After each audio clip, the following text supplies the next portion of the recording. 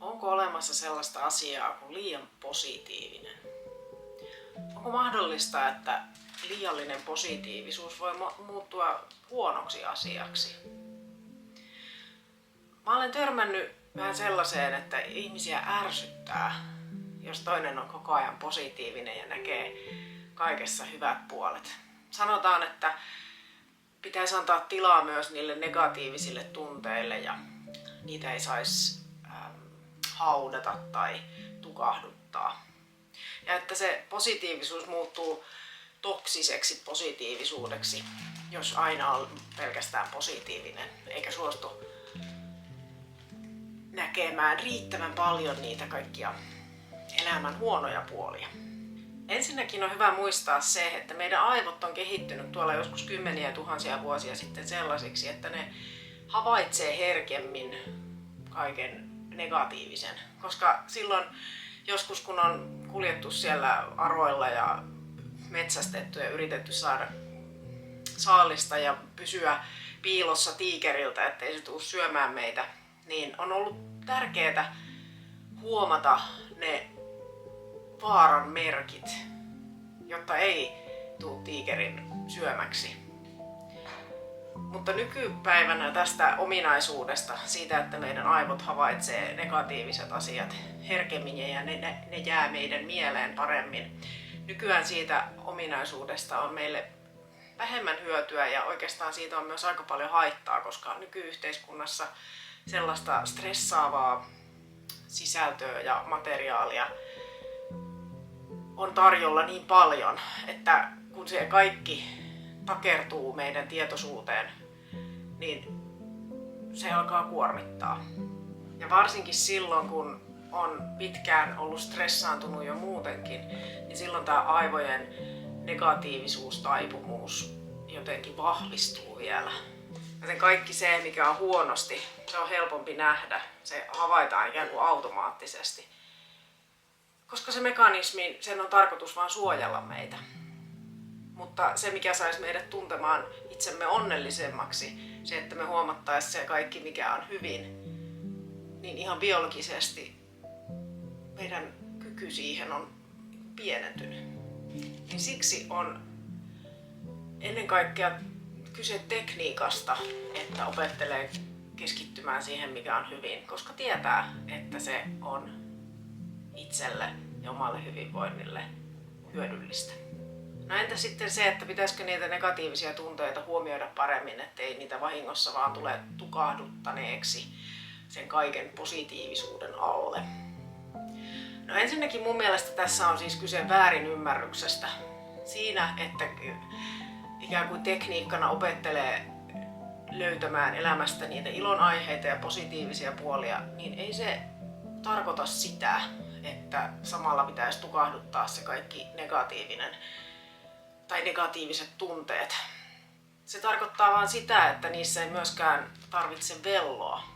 On tietenkin ihan eri asia kaikki isot menetykset, vaikka läheisen kuolema tai jotkut suuret elämänmuutokset. Ne on sellaisia tosi isoja juttuja, jotka pitää käydä läpi, mutta mä puhun nyt enemmänkin sellaisista arkipäivän pettymyksistä ja sellaisista jutuista, mihin on vaan niinku helposti jää jumiin ja jää harmittelemaan jotain sellaisia juttuja, jotka oikeastaan olisi mahdollista nähdä toisessakin valossa. Ainakin mulle itselle käy niin helposti niin, että näkee vaan huonot puolet jossain asiassa, vaikka sen asian voisi kääntää ihan toisin ja nähdä siinä sen, mikä on hyvin. Joskus ihmisillä on se käsitys, että tunteet, semmoiset vähän hankalammat tunteet, ne ei niinku jotenkin tule käsitellyiksi, ellei niitä elää läpi niin, että jos on vaikka vihainen, niin sitten pitää raivota ja jos on surullinen, niin pitää itkeä ja että ne pitää jotenkin sillä tavalla suorittaa. Mutta mun oma näkemys on se, että tärkeintä on, että ne tunteet tulee niinku huomatuksi, että kohtaa sen, että nyt mulla on tällainen joku surullinen tunne esimerkiksi ja hyväksyy sen, antaa sen olla. Voi katsoa sitä vähän niin kuin ulkopuolelta, että nyt mun kehossa tuntuu tältä ja mulla on tällainen tunne, mutta ei sitä tarvitse ruveta niin kuin mitään itkuraivaria tekemään, että se tulisi kohdatuksi, vaan sen voi tehdä ihan rauhallisesti ja ikään kuin katsoa sitä vähän ulkopuolelta, semmoisesta jostain paikasta käsin, jossa itsellä itse asiassa onkin ihan hyvä olla. Että samaan aikaan kehossa voi olla, että nyt tässä on tää surullinen tunne, mutta mä katson sitä ulkopuolelta, ikään kuin toisenlaisesta mielentilasta, sieltä missä on rauha ja missä on semmoinen, mikä mun sisimmässä on aina se sellainen rauha, jota mikään tunne, oli se sitten kuinka suuri tahansa, ei pääse horjuttamaan. Ja sitten on myös mun mielestä hyvä muistaa, että tunteet on vaan tunteita. Eli ei niitä tarvitse myöskään suurennella, ne saa olla siinä, niitä ei tarvitse tukahduttaa, mutta ei ne myöskään ole kaikki totta. Tulee vaikka joku pettymys työelämässä ja sitten tuntee itsensä ihan surkeaksi ja että mä olen nyt niin kuin maailman huonoin tässä asiassa, niin ei se ole totta välttämättä. Se on vaan tunne. Ei meidän tarvitse ottaa sitä niin vakavasti, että jokainen tunne on nyt jotenkin ihan hirveän tärkeä. Ja tietenkään ei voi toiselle mennä sanomaan tätä, että jos joku on mulle vaikka vihainen, niin alkaa sille selittää, että hei, toi on nyt vaan tommonen tunne, että ei se ole tärkeä, niin eihän se johda mihinkään hyvään. Mutta siis omien tunteidensa kanssa voi oppia ottamaan ne silleen, että no niin, tää on taas tätä, että mulle tuli taas tällainen huonomuuden tunne, niin kuin aina tässä tilanteessa. Eikä se tarkoita mitään, se ei ole mikään niin kuin merkki siitä, että asia olisi oikeasti niin.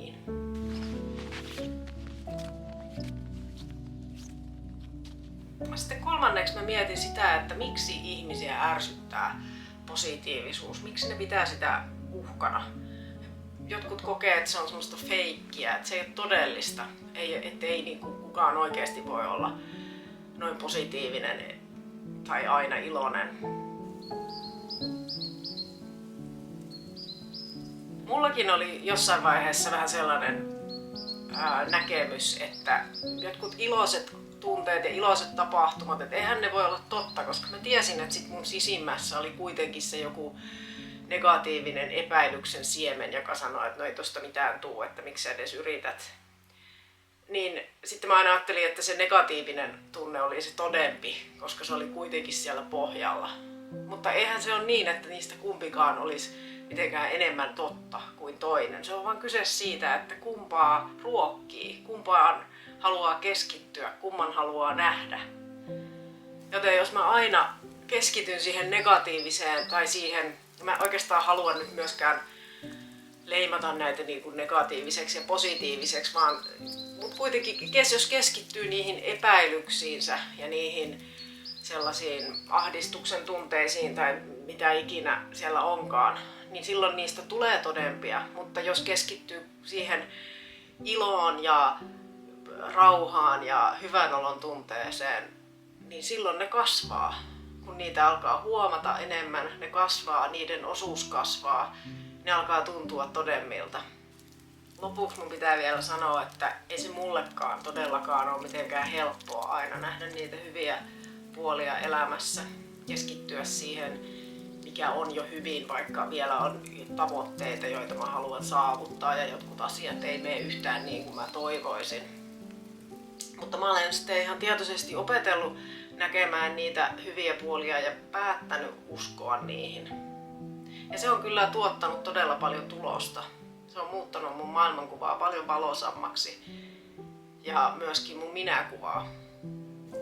Ja tietysti on niitä tilanteita, jolloin on vaan silleen, että nyt ei niinku halua eikä pysty eikä kykene näkemään tässä mitään hyvää, mutta mä yritän, että mä en anna niille hirveästi aikaa sellaiselle. Mä saatan ajatella muutaman minuutin ajan, että nyt kaikki menee pieleen ja elämä on surkeata ja kamalaa. Mutta sitten mä kyllä aika nopeasti havahdun siihen, että no tämmönen itsesääli ei nyt auta mitään, asioista mariseminen ei auta mitään tai mikään raivoaminen. Annan sen tunteen olla siinä, mutta samalla sitten mietin jo, että mitähän tässä voisi tehdä sen asian hyväksi ja mikä nyt kuitenkin on hyvin, vaikka joku tietty asia ei menekään sillä tavalla, kuin mä olen toivonut. Ja tärkeää on tietysti se, että ei myöskään ala soimata itseään siitä, että jos tulee sellaisia hankalia fiiliksiä, tuntuu, että ei pysty olemaan positiivinen ja ei siitä pidä itseään soimata eikä olla itselleen vihainen, ettei kykene johonkin sellaiseen, mitä oli toivonut. Sitten pitää vaan ottaa hetki kerrallaan ja hyväksyä sen, että joskus on vaikeeta. Ja sitten voi taas seuraavassa hetkessä olla jotain ihan muuta. Kyse on myös siitä, että millainen ihminen mä haluan olla. Haluanko mä olla se, joka valittaa kaikesta, näkee kaikessa huonot puolet? Vai haluanko mä olla se iloinen tyyppi, jolla on sellaista hyvää energiaa, joka ehkä säteilee muillekin? Ja jonka pään sisällä tuntuu mukavammalta, siksi että mä olen päättänyt keskittää huomiota hyviin asioihin. Ei siksi, että se olisi jotenkin mun velvollisuus tai se tekisi musta paremman ihmisen, vaan siksi, että se saa mut voimaan paremmin. Ihanaa, että katsoitte videon. Musta olisi tosi mukava kuulla sun ajatuksia, koska nämä oli nyt mun mietteitä tästä. Sä saatat olla eri mieltä ja se on ok. Sä voit kertoa sen mulle. Jolle toi vielä ottanut tätä kanavaa seurantaan ja jos tuntuu, että tällaiset sisällöt vois sua kiinnostaa, niin paina sitä tilaa-nappia. Muista pitää taas itsestäsi huolta ja nähdään pian. Moikka!